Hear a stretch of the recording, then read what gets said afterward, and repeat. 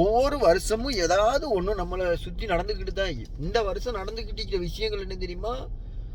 பொண்டாட்டியை வச்சுக்கிட்டு இன்னொரு பொண்டாட்டி தர்றதும், புருஷனை வச்சுக்கிட்டு மற்றவன்ற புருஷனுக்கு ஆசைப்படுறதும், இந்த மாதிரி தான் இப்போ போயிட்டு கிடக்கு. இந்த காலங்கள் இப்படி தான் போயிட்டு.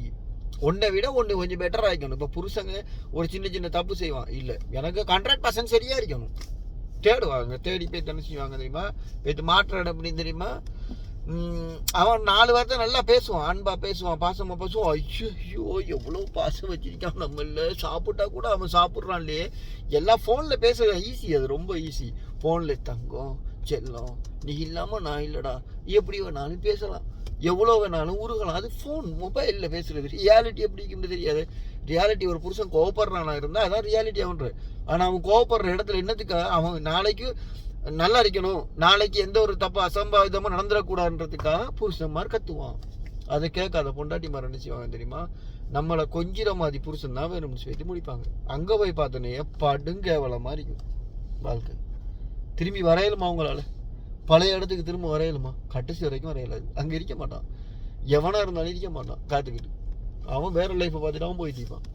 அடுத்தது இன்னொரு விஷயம், இந்த வெளிநாட்டு வாழ்க்கையை பொறுத்த வரைக்கும் பொடியமாக இப்படித்தான். வெளிநாட்டில் இருக்கிறவன் வேலை செய்கிறவன் இல்லை இப்படித்தான் சொல்லுவான். என்னென்னு சொல்லுவான்னு தெரியுமா? நான் பொண்டாட்டியோட சண்டை, நான் பிரிஞ்சிருக்கேன், நான் கல்யாணம் முடிக்கல, எனக்கு இந்த பொண்டாட்டி சரியா நான் ஆக்கின்னு செய்கிறேன், என்ன வாழ்க்கை சரியில்லை அப்போ அப்படின்னு சொல்லி அவன் சொல்லி என்ன செய்வான் தெரியுமா? கொஞ்சம் சென்டிமெண்ட்டாக கொஞ்சம் கொடுப்பான்.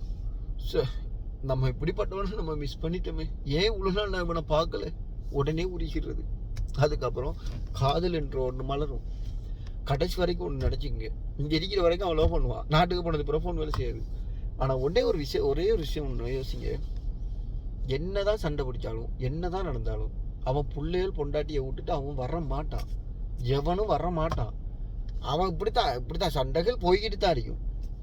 ஆனால் இப்படி ஏமாந்தி நிறைய பெண்கள்ற வாழ்க்கை இன்னைக்கு.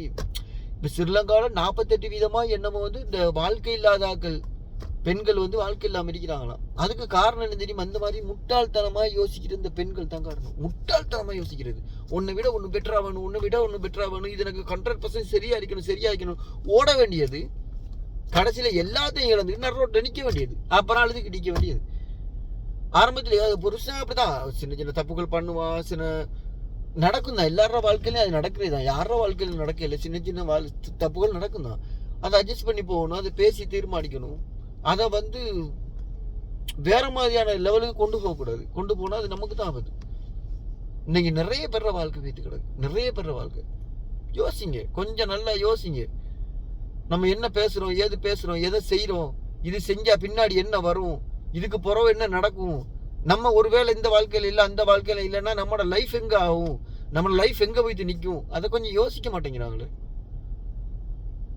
அன்பா 4 வார்த்தை பேசிட்டான். நீ எனக்கு வேணாம், எனக்கு அவன் தான் வேணும்.